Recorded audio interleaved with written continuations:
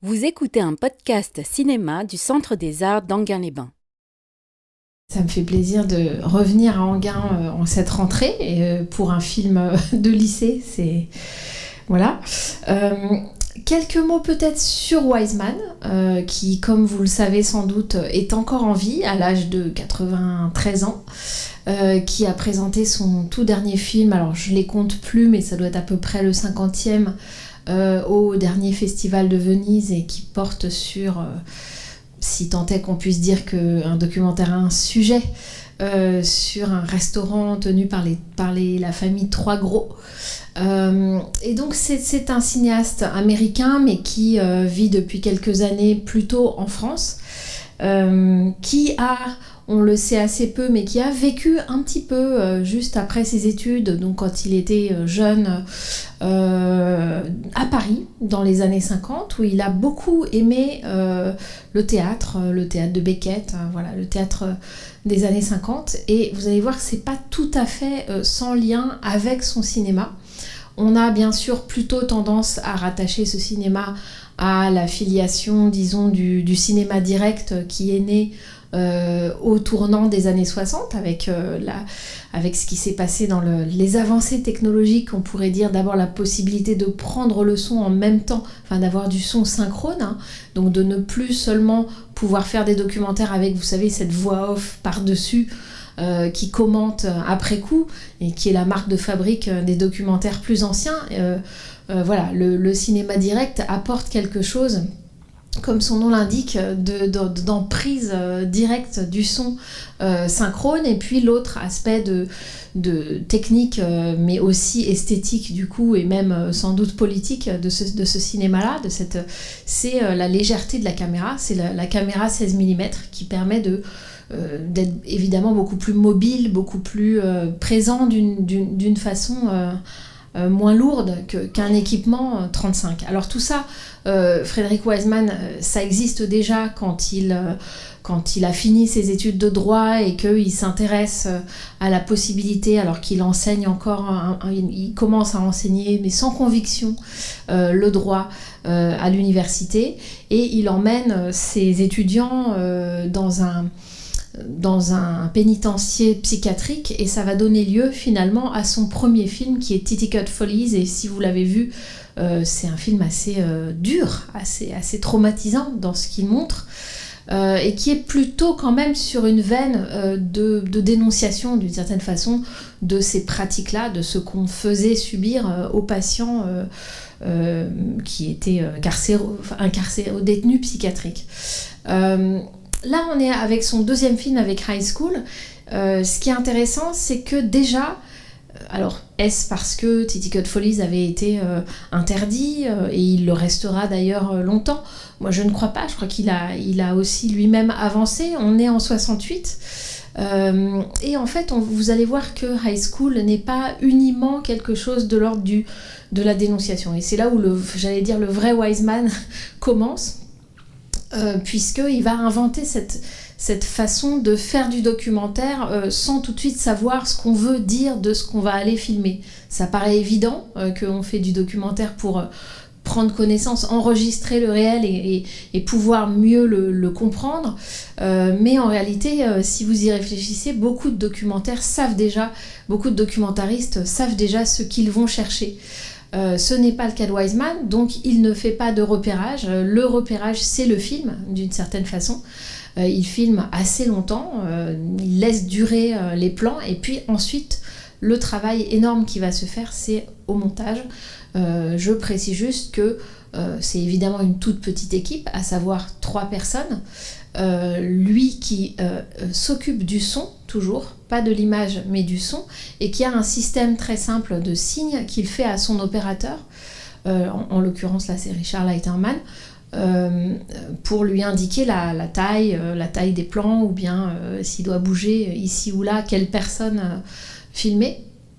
Mais donc voilà, il y a ce duo opérateur preneur de son, le preneur de son étant aussi le cinéaste, et puis il y a juste un assistant qui change les magasins, qui change les bobines, puisque vous savez qu'une bobine ça dure une dizaine de minutes. Donc voilà, c'est ce trio là qui qui est présent à l'intérieur de toute une série d'institutions, en l'occurrence ici un lycée de la banlieue de Philadelphie, et vous le savez, ensuite Wiseman, déjà à cette époque, en fait, il pense qu'il va aller filmer dans différents lieux, dans différentes institutions. La définition pour lui d'une institution étant juste quelque chose de très minimal, c'est-à-dire un lieu dans lequel au moins 3 personnes travaillent pendant au moins 1 mois ensemble. Donc cette idée d'avoir envie de filmer des gens au travail et leurs interactions. Peut-être j'en dis pas plus là, et j'espère que vous resterez un petit peu après pour qu'on échange sur le film. Simplement, vous rappelez qu'il est tourné sur à peu près 5 semaines en mars et avril 68. Alors évidemment, quand on entend 68, ça fait écho avec tout un contexte politique. En réalité, on verra que c'est oui et non, mais en tout cas, il sort très très vite après, contrairement à d'autres films de Wiseman, il va le monter celui-ci très vite, et vous aurez peut-être remarqué en regardant le programme que contrairement à beaucoup d'autres films de Wiseman, celui-ci est court. Il doit faire 1h30 et quelques, voilà, 1h15 même pas. Donc c'est un film qui depuis est devenu atypique dans la carrière de Wiseman. Alors à chaque fois que je le revois, il y a des choses différentes qui m'apparaissent plus ou moins de près ou de loin, et je pense que c'est dû tout de même, il y a une chose, à la photographie du film, au fait qu'à l'échelle de plan principale du film, qui est le gros plan, à cette espèce de régime du gros plan, alors qu'on est dans un lieu collectif, on est dans un gros lycée de 4000 lycéens, voilà, et donc il pourrait très bien y avoir beaucoup plus de plans d'ensemble, et il y a une insistance de la photographie de l'opérateur, et donc comme je vous le disais, de Wiseman lui-même, puisqu'il lui fait des gestes sur la taille des plans, à aller très très près des visages, et on peut partir de ça pour tirer un fil, avoir une lecture, puisque quand même le principe de ces documentaires de Wiseman, c'est d'avoir différents niveaux. Enfin, il me semble qu'il marche quand on arrive à voir qu'il y a plusieurs choses qui se jouent en même temps. Et je dirais que ce régime du trop près, ou en tout cas ce régime d'être très près des corps, des visages et des détails, met quand même un peu la puce à l'oreille, ou peut faire réfléchir et peut être vu de différentes manières, évidemment. Et même à chaque vision, on peut en penser quelque chose de différent. Il y a une chose qui me frappe d'abord, c'est que bien sûr, ça met l'accent sur la parole, ce qui est quand même très important. Je disais que Wiseman faisait le son. Ce sont quand même très souvent des séquences longues de paroles, de négociations, de reconsidération de quelque chose entre les parents, les élèves, le CPE et les élèves, entre les professeurs, les élèves, etc. Donc évidemment qu'un lycée, généralement, c'est un lieu où on a cours, donc on parle. Mais là, il se joue quand même quelque chose de l'ordre du qui parle à qui, j'allais dire presque qui parle sur qui. Et on a l'impression tout de même que l'insistance est sur la parole des adultes. Et quelque chose devient, même si le film est absolument traversé de manière très musicale dans son montage de mouvement, hein, on voit bien que dans l'enchaînement des séquences, dans l'ensemble du film, la façon dont une chose vient après une autre, il y a beaucoup de ruptures de rythme, de mouvements de personnes, etc. Et puis je dis musicalité, mais dans le sens aussi où Wiseman ouvre avec cette chanson d'Otis Redding, et puis il y a des moments musicaux plusieurs fois dans son film. Donc tout ça est dosé de manière à créer quelque chose de dynamique, mais en réalité il y a tout de même cette insistance, me semble-t-il, sur la parole des adultes qui, de plus en plus, par effet d'accumulation, devient quand même très pesante, très enfermante et très verrouillée. Alors, c'est ma lecture, vous pouvez ne pas le ressentir comme ça. Évidemment, le premier niveau, c'est toutes ces histoires d'ordre qui sont données et qui sont de l'ordre presque d'un petit théâtre de l'absurde, hein, c'est-à-dire que je suis dispensée de gym, oui d'accord, mais il faut quand même mettre la tenue d'abord et puis ensuite tu pourras éventuellement être dispensée de gym. Voilà, des choses ou bien mais c'était pas moi qui a fait telle chose en classe, oui mais c'est pas grave, il faut d'abord accepter la punition, etc.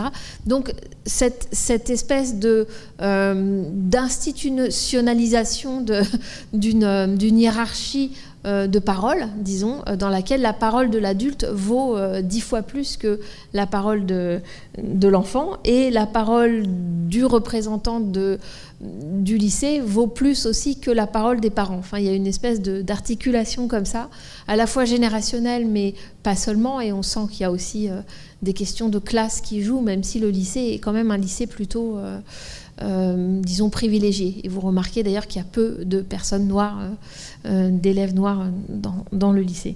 Donc il y a cette insistance sur le visage, et je pense quand même aussi la parole. C'est pas univoque de dire, c'est jamais univoque dans les films de Wiseman, donc c'est pas uniquement de montrer une forme d'oppression, c'est pas seulement ça. Évidemment, il y a d'autres séquences qui nuancent cela. On pourrait prendre la séquence de la chanson de Simon and Garfunkel, avec les longs plans sur le visage de cette jeune professeure qui fait écouter comme ça plusieurs fois le poème, la chanson, et dont on voit qu'elle-même est dans un état de suspension, et dont il y a presque quelque chose de touchant à se dire que peut-être sa classe n'est pas du tout dans ce même état d'enthousiasme, de passion pour cette chanson de Simon and Garfunkel. Mais en même temps, le film, lui, se place de son côté à elle, d'abord en restant sur son visage et sur son écoute, mais aussi parce qu'il répand cette musique, il la fait déborder par un pont sonore sur la séquence suivante. Donc la chanson s'appelle « La conversation suspendue ». Le film prend cette suspension, disons, pour lui-même dans le déroulement de son montage. Donc bien sûr, c'est pas univoque, hein, c'est pas un film qui vous dit, me semble-t-il, regardez, les élèves de ce lycée sont accablés d'ordre, mais tout de même, il y a une forme de contention qui phagocyte la jeunesse, et je trouve que c'est quand même assez marqué jusqu'à... alors, que ce soit le détail, d'abord, ça s'exprime sur un mode genré, hein. Vous vous souvenez qu'il y a l'histoire il y a deux choses. Il y a d'abord le garçon à qui il est dit « sois un homme et obéis hein, », accepte la punition, mais ça ne se dit pas seulement comme ça, c'est « be a man and take it hein ». Donc, vraiment, être un homme veut dire obéir. C'est quand même... pas anodin dans le contexte qui est celui du film. Alors le lycée tient à distance tout ce hors-champ de la société américaine plus vaste, mais tout de même, on est pendant la guerre du Vietnam, et on est justement à un moment d'ailleurs où la dispense, le sursis accordé aux étudiants va être suspendu. Et où en fait ils devront effectivement aller ensuite se battre au Vietnam s'ils sont drafted, conscrits. Donc c'est quand même pas rien. Être un homme, si être un homme c'est obéir, dans un certain contexte et à un certain moment de l'histoire américaine, ça a une conséquence très, très concrète. Et puis la deuxième chose, c'est l'histoire de la fille avec la robe trop courte, robe de cocktail, etc., qui est en écho, qui est construite, me semble-t-il, enfin qui fait comme une sorte d'écho à la scène du défilé de mode, ou la scène où la professeure carrément dit aux filles toi t'es bien, toi t'as des grosses jambes, toi non, disparaît, hein, dit-elle d'ailleurs à l'une des filles qui se présente avec sa robe sur scène. Donc voilà, il y a tout de même cette façon de marteler, cette accumulation qui phagocyte les jeunes gens, à tel point que même le couloir ou la pause déjeuner, les gens qui se promènent dans le couloir à la pause déjeuner doivent avoir un laissez-passer et ne peuvent pas donc circuler librement. Alors on peut lire ça comme une espèce de microcosme ou d'allégorie de ce qui arrive à cette jeunesse-là en général en Amérique. On peut. Mais c'est vrai qu'on peut aussi se poser la question de comment c'est travaillé par Wiseman, c'est-à-dire comment il fait exister le hors-champ, puisqu'il est quand même très peu question de ce qui se passe en Amérique à ce moment-là. Il y a une mention de l'assassinat de Martin Luther King, qui arrive effectivement pendant le tournage. Et puis, il y a à la fin, alors je ne sais pas ce que vous en avez pensé, cette espèce de petit épisode de conquête spatiale, enfin des astronautes, où, voilà, là encore, petit théâtre un peu absurde, où on fait de trois des garçons des héros, comme s'il fallait leur attribuer il fallait encore faire vivre quelque chose du rêve américain, de l'héroïsme, etc., sous une forme miniature, comme ça. On voit d'ailleurs qu'il pleure quand le télégramme de l'astronaute, du vrai astronaute, est lu. Donc on a quand même l'impression que petit à petit se construit une sorte de machine à fabriquer une forme de propagande, disons, ou en tout cas prépare les jeunes gens à ce que va être ce dehors qu'on ne voit pas, que le film ne nous montre pas, puisqu'on arrive le matin et on va rester dans cet établissement à partir du moment après la première séquence, à savoir, voilà, comment est-ce qu'on conditionne quand même des gens, aussi bien dans leur rôle homme ou femme.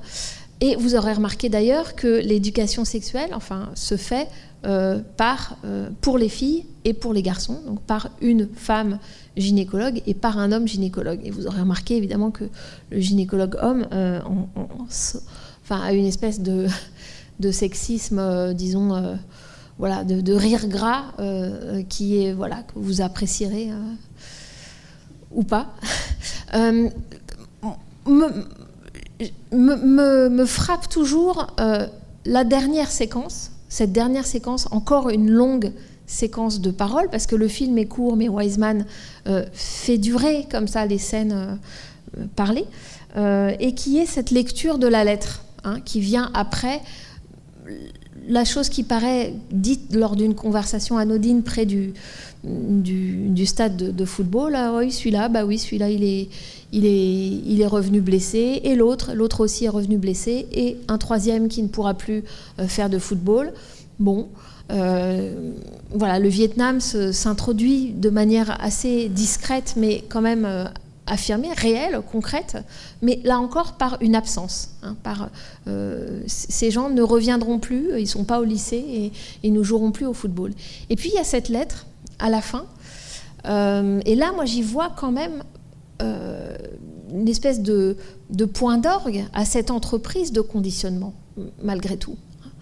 Là encore, ça n'est pas dit de manière discursive dans le film, mais cette femme s'autocongratule de quoi ?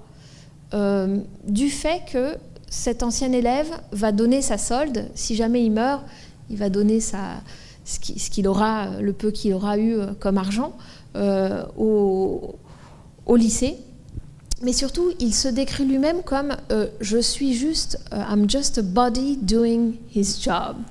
Et c'est bizarre, cette a body, to be a body. Hein. Je suis juste quelqu'un qui veut faire son travail. Sous-entendu, je vais me battre au Vietnam pour être, voilà, pour faire mon devoir normalement. Mais quand même, body en anglais, ça veut dire corps aussi, et ça veut dire cadavre. Hein. Donc il y a quand même quelque chose là dans cette coupure assez brutale finalement. Cette fin, elle arrive de manière, autant le début, il y a la chanson, autant à la fin, la lettre s'arrête, il n'y a pas de commentaire, il y a quelque chose de très abrupt, et il me semble quand même que cette coupe même crée une forme de vertige, de coup au cœur qui confirmerait, disons, ce côté en permanence ambivalent de ce discours des adultes, à la fois bienveillant, fier, protecteur, très paternaliste, et en même temps masquant quelque chose de littéralement mortel. Mais peut-être que vous n'avez pas du tout perçu le film comme ça, donc je vous invite à... J'ai le micro, je vais passer, puisque je vais faire une première remarque. Oui, moi la fin je la trouve vraiment, je sais pas si le mot c'est bouleversant ou quoi, mais en tout cas ça frappe énormément. Et d'autant plus, oui, qu'elle a l'air, c'est cette satisfaction finalement qu'elle exprime, et qui est, qui est vraiment sincère, quoi. Enfin, je veux dire, c'est ça qui me frappe aussi, c'est que il n'y a pas de malignité ou quoi que ce soit, mais et quand effectivement on pense à la catastrophe que c'est quand même le Vietnam, quoi. C'est pas, enfin, c'est quand même pas rien, quoi. Le nombre de victimes, etc. Ouais, c'est terrifiant, quoi. Et donc tout ce que tu dis sur le côté un peu usine à rendre les jeunes corps conformes, hein, pour l'extérieur. Il me semble que, alors l'affiche, je ne sais pas si elle est d'origine, hein, celle qu'ils ont composée là pour la ressortie, mais ça fait vraiment. Tout à l'heure, elle était sur l'écran. Il y a des longues cheminées. On a l'impression de voir une usine, en fait. Vraiment, quand j'imagine que c'est une image du lycée, hein, mais moi, ça me fait penser à une usine, quoi. Je ne sais pas si c'était intentionnel. Voilà. Oui, mais c'est ce paradoxe aussi qu'on pourrait dire américain, c'est-à-dire, mais en tout cas qui se joue dans le film, qui est la tension entre l'individualisme foncier, philosophique, vraiment l'idéologie individualiste dans toute sa force, et en même temps quelque chose de son contraire, d'une certaine façon, c'est-à-dire que on peut être, même encore aujourd'hui, étonné de, par exemple, la variété des activités proposées au lycée, le fait qu'il y ait tous ces moments de spectacle, hein, qui sont, je vous le disais, quelque chose qui plaît beaucoup à Weisman. Ça l'intéresse beaucoup, tout ce qui est théâtre, art vivant, chansons, déguisements, etc. On voit qu'il y a quelque chose de libéral, on pourrait dire, dans la façon dont, y compris les garçons, à un moment, il y a un côté carnavalesque, se travestissent pour l'un des spectacles. Donc on se dit, mais finalement, même aujourd'hui, en France, dans les lycées, est-ce qu'il y a autant de propositions qui sont faites? Est-ce qu'il y a autant d'espace de créativité, de musique, comme on voit au début? Est-ce que les professeurs font écouter des chansons de Simon & Garfunkel? Enfin voilà, il y a une forme de libéralisme en général, d'individualisme dont on sent qu'il est foncier dans la société américaine, et en même temps complètement son contraire, c'est-à-dire que quelqu'un va avoir quasiment un procès parce qu'elle a mis une robe un petit peu trop courte, et c'est une insulte au collectif, c'est une insulte, ça blesse les autres élèves parce qu'elle aurait mis une robe trop courte au prom. Je pense que justement l'aspect plus libéral dont vous parlez, en fait, ça fait aussi ça participe d'une politique d'endiguement, justement, de cette espèce de vent de liberté qui souffle sur l'Amérique. Et finalement, c'est une façon habile aussi de limiter les conséquences éventuelles de ce désir ardent et fougueux de la jeunesse, d'aller vers davantage de liberté. Et moi, donc, je le vois moins comme un paradoxe, finalement, que comme une politique, quand même plus ou moins délibérée, pour récupérer une jeunesse qui inquiète. Personnellement, je pense que le film montre très bien ça, et qu'on peut le voir d'une manière un peu plus subversive, justement. Et puis aussi, ce qui me frappe, c'est au niveau... Alors, bien sûr, la parole, et comme vous l'avez dit, le langage du corps. Il y a une omniprésence du corps qui est absolument incroyable, et les deux marches vont de pair, enfin, sont de concert. C'est assez remarquable. Et... Qu'est-ce que je veux dire ? Oui. Mais cette présence du corps, elle est systématiquement, constamment, extrêmement aseptisée, en fait. On a presque l'impression d'un rapport clinique par moment. C'est toujours médicalisé, le rapport au sexe, c'est toujours justement très aseptisé. Bon, il y a l'humour, il y a quand même une forme de grossièreté à certains moments qui mine un peu ça, mais grosso modo, on est quand même dans un discours médical avec beaucoup de recul, beaucoup de distance. Et j'ai oublié ce que je voulais dire après, excusez-moi. Oui, voilà. La dernière chose, c'est, pour ce qui est du langage du corps, c'est qu'on constate que tous ces gens-là, quand même, ont des coupes de cheveux impeccables, sont bien habillés. Même les bagarreurs arrivent dans des tenues quand même assez... soit recherchées, soit... ils sont bien habillés sur le plan vestimentaire. Ils ne sont jamais débraillés. Voilà. Et ça aussi, c'est, je pense, très américain. Et c'est très, très en phase avec un certain regard sur l'Amérique, je pense aussi. Il y a une liberté dans la séquence où chacun peut s'exprimer sur ce qu'est le lycée, ce qu'est ce lycée, à savoir une poubelle. L'un dit ça, ce lycée est une poubelle. L'autre dit, mais en fait, c'est un cloître, il est complètement fermé. Et on a l'impression que... Alors d'ailleurs, et c'est là qu'on voit... Bon, d'abord, l'un des lycéens qui est noir s'exprime, mais surtout, il y en a un qui a un long collier. Je ne sais pas si vous... sur sa chemise, enfin un peu hippie. Donc ça intègre quand même là aussi une forme de liberté, disons, inoffensive, mais comme une vaccine, évidemment, puisque il s'agit pour les forces conservatrices, disons, de garder encore un petit peu cette jeunesse-là, puisqu'elle est très jeune. Ils sont encore très jeunes.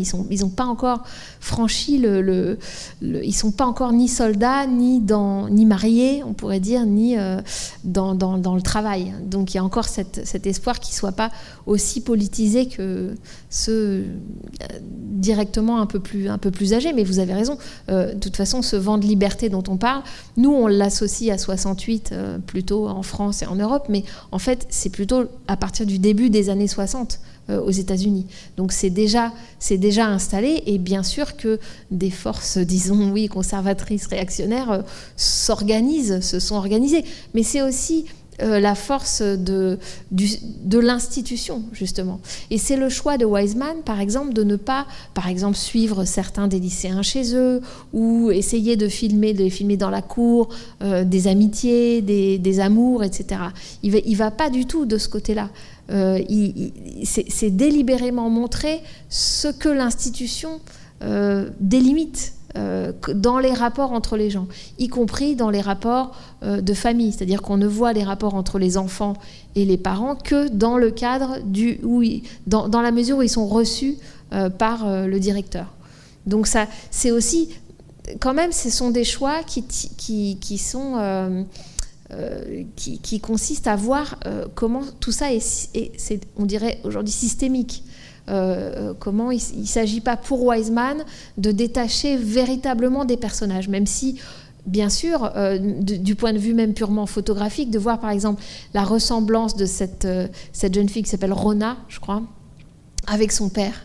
C'est assez touchant, avec le père qui est visiblement déçu de ses résultats scolaires et de sa vocation d'esthéticienne, et on voit comment par exemple ces deux se ressemblent, et bon voilà, moi je trouve ça assez touchant.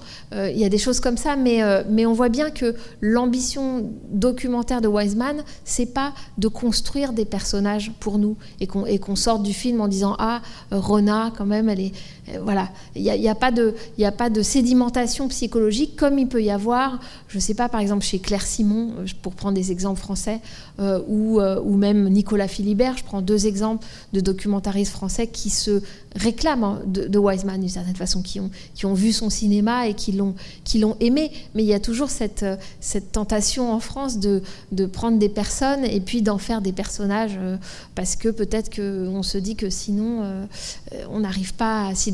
Enfin, il y a un problème voilà. Et d'ailleurs, devant les films de Wiseman, y compris les films courts comme celui-ci, on a des moments d'ennui, je pense, enfin, il y a souvent des moments où on se dit, mais pourquoi cette scène-là, pourquoi ? Et c'est après qu'on essaye de tirer des parallèles, des échos, de comprendre les enchaînements, mais il y a une forme de difficulté à accepter ce régime-là, je dirais, qui est à un niveau presque de comprendre un système, de comprendre en tout cas les relations entre les gens, mais à l'intérieur d'une institution, et bien sûr cette institution étant à l'intérieur d'une société qui, en l'occurrence, est agitée de problèmes politiques très forts, et on voit bien que le lycée essaye de les de pousser les meubles, vraiment de les tenir à distance le plus possible, y compris en les rejouant sous la forme sous forme miniature de mini rêves américains accomplis, quoi, d'histoire de succès, comme ce qu'ils font avec les astronautes. Ce qui est bien avec des documentaires crus comme ça, c'est que chacun voit les choses différemment. Donc moi, j'ai vu un petit peu différemment. J'ai plutôt eu le sentiment, parce que vous parliez de de l'emprise des adultes sur les enfants, j'ai remarqué que toutes les scènes où les adultes encadrants parlent aux enfants, au départ, on a l'impression qu'ils sont brutaux. Et en même temps, ils sont très dire je comprends, c'est comme ça qu'il faut faire parce que on a l'impression qu'ils essayent de leur apprendre sans jamais être vraiment méchants. Donc moi je les ai trouvés plutôt sympathiques de dire non mais je me mets à ta hauteur, mais quand même faut pas le faire parce que tu comprends. Mais je comprends bien que donc ils sont pas vraiment au-dessus d'eux, et puis de leur dire voilà, la loi est comme ça et tu respectes et rien d'autre. Et j'ai remarqué aussi dans le découpage, moi je trouvais que les moments dans le hall, c'était différent de ce qui se passait dans les salles où il y avait justement tous ces dialogues. Et dès qu'on était dans le hall, on avait des silences et des moments de vide, et c'était le seul espace finalement qu'on voyait en entier, qu'on voyait plus que d'ailleurs les personnages. Et c'est là qu'il y avait le proviseur qui passait et qui lui imposait une loi, mais où il n'y avait plus de bienveillance. Justement, c'était les seuls moments où il y avait vraiment plus de bienveillance, c'est-à-dire que t'as rien à faire là, tu dois manger, tu dois manger, et là il y avait vraiment plus du tout la compassion de l'adulte sur le lycéen. Même en voyant, donc on n'était pas d'accord avec ma voisine sur le moment du gynécologue qui explique au garçon, où on dit il est graveleux, il est machin, donc là c'est peut-être aussi moi ma situation. Souvent c'est comme ça, les gens en médecine vont y aller par des choses un peu graveleuses, des choses, dire voilà, je me mets à votre niveau, vous êtes des garçons, oui, moi mon doigt je le mets comme ça, je suis payé pour, je fais mon humour, et à la fin il tranche avec un mais déconnez pas. Donc c'est vraiment de dire je rentre par l'humour, même si ça plaît ou ça plaît pas, on peut penser que c'est pas très agréable, c'est un peu condescendant, mais à la fin pour dire non mais déconnez pas, faites pas de conneries, et souvent c'est comme ça que ça se fait, même encore aujourd'hui, pour expliquer. Donc moi j'ai toujours trouvé quand même de la bienveillance, ça jamais, je suis pas vraiment choquée, même la dame qui parle des jambes de la jeune fille. Bon, ça peut paraître méchant, mais en fait, c'est un peu un cours de couture de dire aujourd'hui, on aurait une Cordula qui dirait bah non, avec ta tenue, faut pas s'habiller comme ça quand on a des jambes comme ça. Il y a quand même un petit côté bienveillant, même elle se dit elle-même, moi je suis une vieille grosse et j'arrive à être élégante en marchant dans la rue, donc vous devriez y arriver, même si...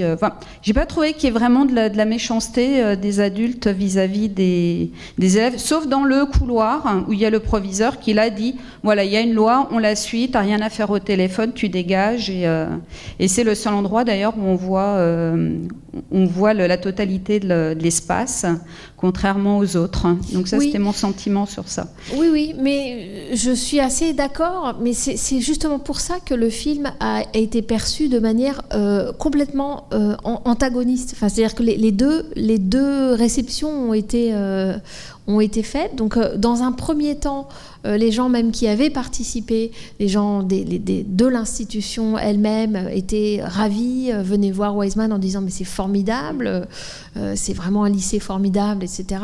Donc lui était un peu étonné, mais il disait...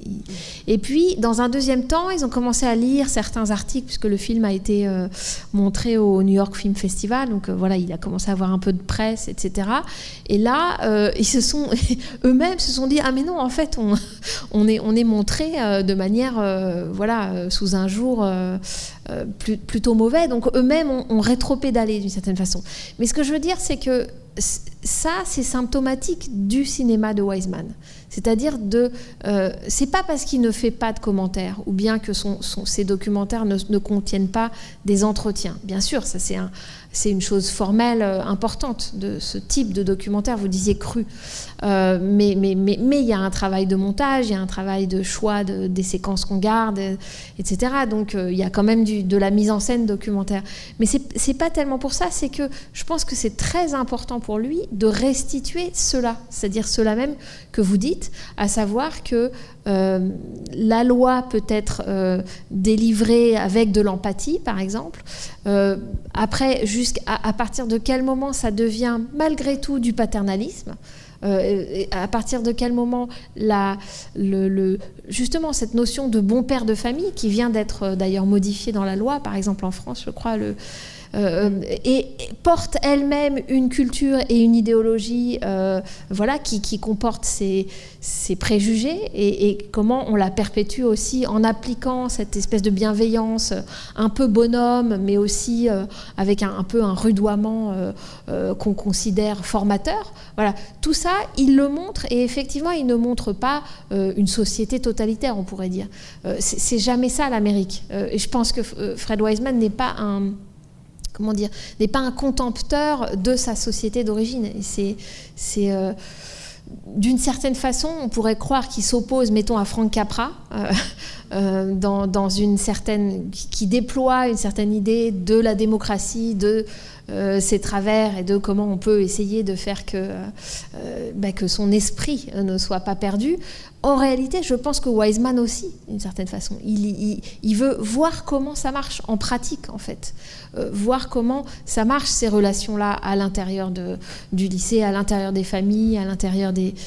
Donc, il a pas d'intérêt, lui propre, à caricaturer dans un sens ou dans un autre. C'est pour ça que je pense que son entreprise vise à restituer une forme de complexité, à la fois de cette société, mais à la fois aussi humaine, une complexité dans les rapports humains. Donc c'est un peu vertigineux, parce que du coup, il me semble qu'en tant que spectateur, on cherche quand même toujours d'une certaine façon, à se placer d'un côté ou de l'autre, ou à essayer de comprendre ce qui se passe politiquement ou idéologiquement, et tout est à chaque fois plus complexe que ce qu'on pourrait croire, effectivement.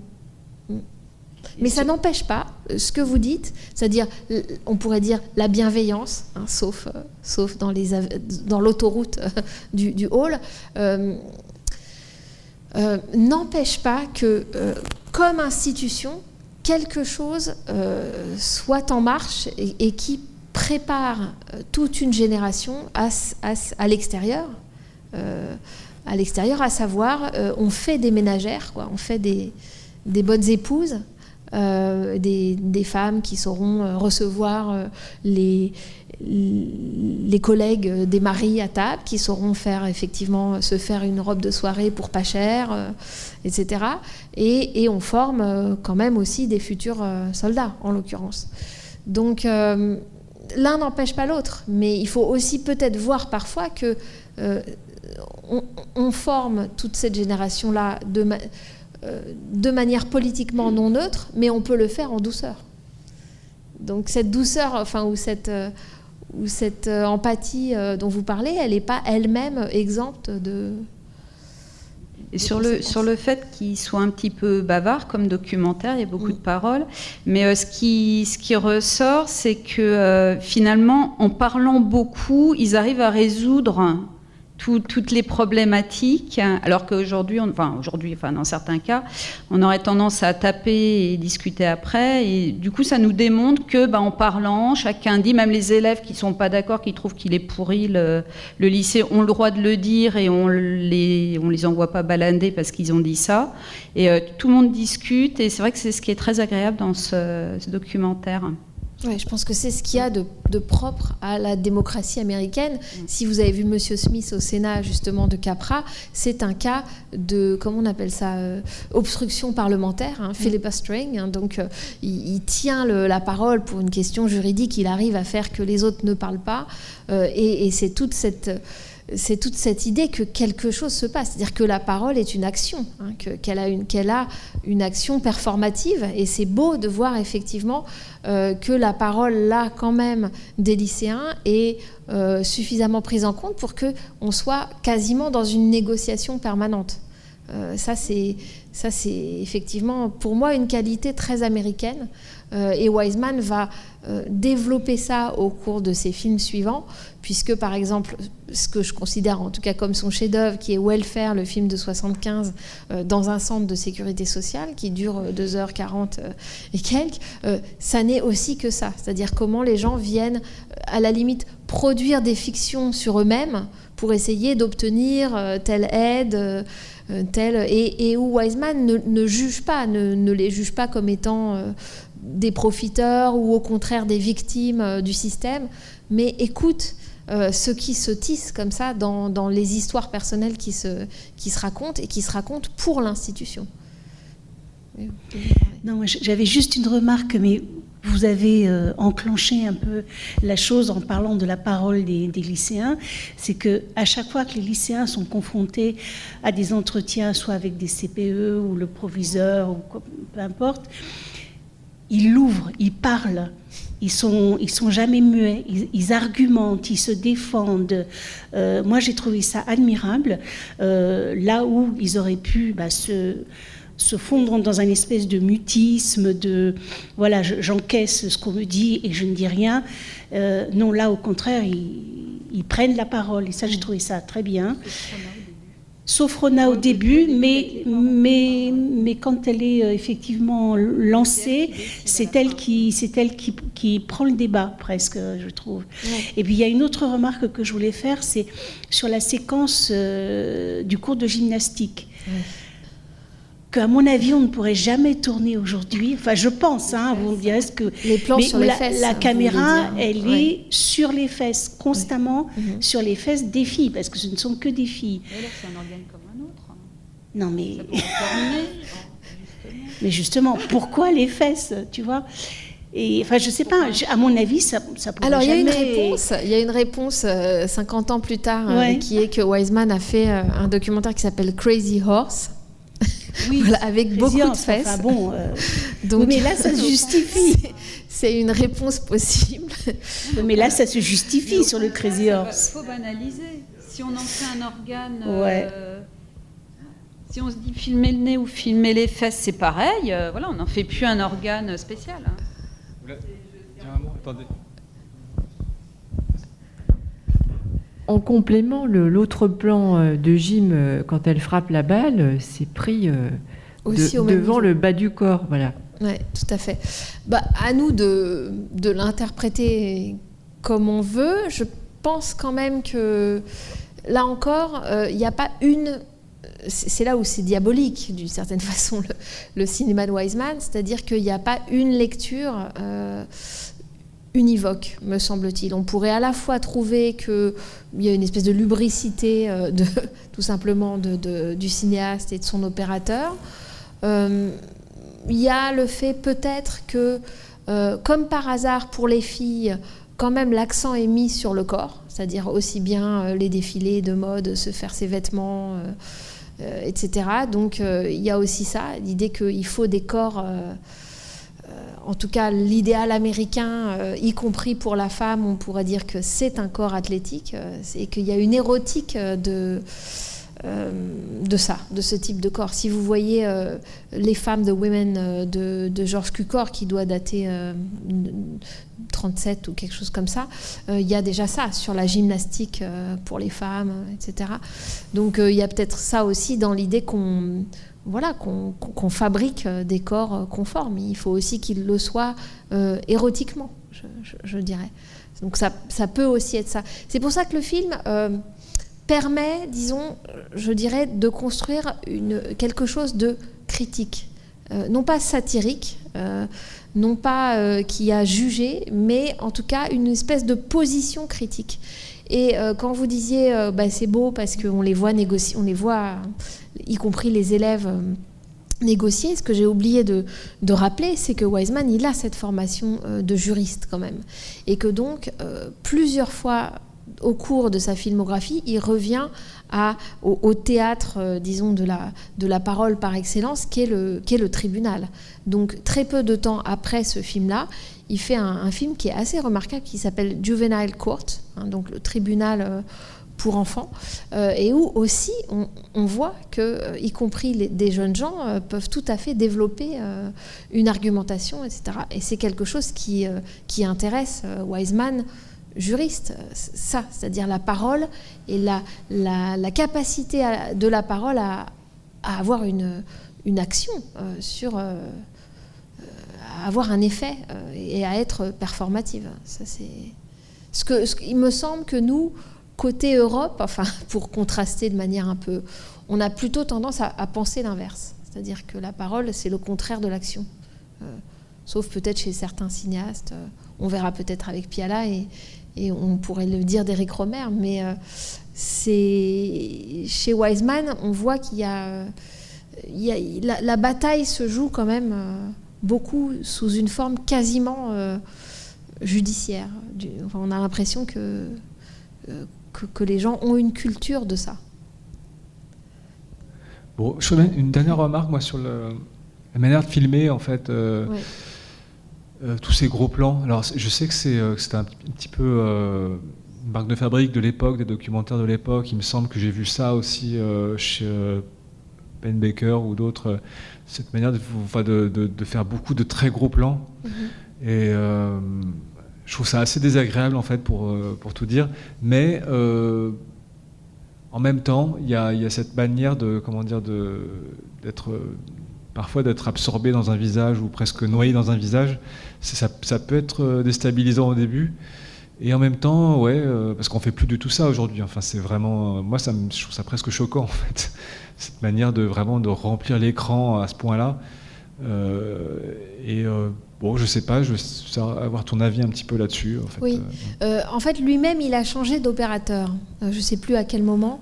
Et effectivement, cet opérateur-là fait plus de gros plans. Donc, même si je vous disais que Wiseman lui fait des signes, il y a peut-être quand même ça, c'est-à-dire la patte photographique aussi de l'opérateur en particulier, qui là me semble quand même un portraitiste en noir et blanc, enfin assez remarquable. Et il y a moins ça dans certains films de Wiseman ensuite quand il passe en couleur ou bien dans les années 80. Et moi, au contraire, ça me manque du coup. Parce que ces visages-là que je vois dans High School ou que je vois dans Welfare, donc de 75, me restent aussi avec une forme d'opacité, puisque, comme je disais, on a ce détail du visage, des traits, on a la longueur, on reste sur eux parfois longtemps, mais on n'a pas la psychologie, on n'a pas de construction de personnages dans le temps.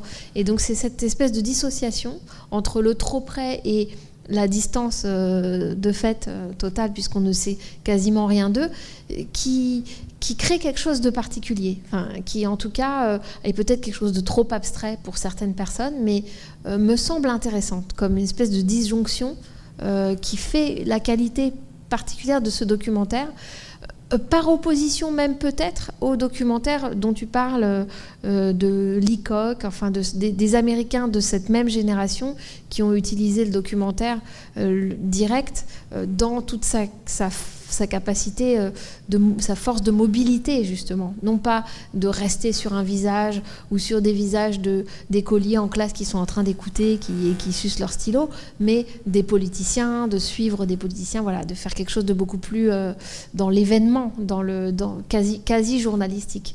Là, on voit bien que c'est autre chose et qu'il y a une forme de rêverie sur les corps et sur les visages.